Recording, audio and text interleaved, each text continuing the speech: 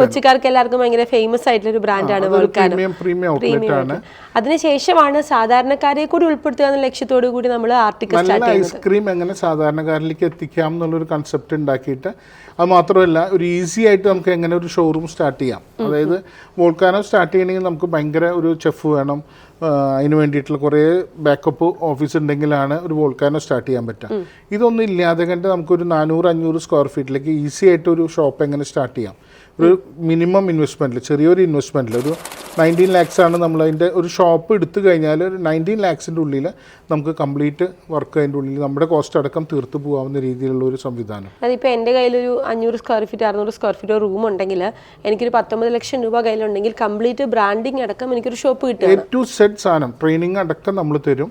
ആ ഇൻവെസ്റ്റ്മെൻറ്റ് കഴിഞ്ഞ് കഴിഞ്ഞാൽ പിന്നെ നമുക്ക് അതിൽ പെർസെൻറ്റേജോ കാര്യങ്ങളോ ഒന്നുമില്ല.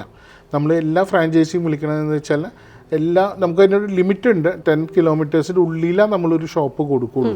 പിന്നെ 2 റൂട്ടായിരിക്കണം, 2 ഡിഫറെൻറ്റ് റൂട്ടൊക്കെ ആയിട്ട് വേറെ കുഴപ്പമില്ല എന്നുണ്ടെങ്കിൽ മാത്രമാണ് നമ്മൾ അടുത്ത് കൊടുക്കുള്ളൂ.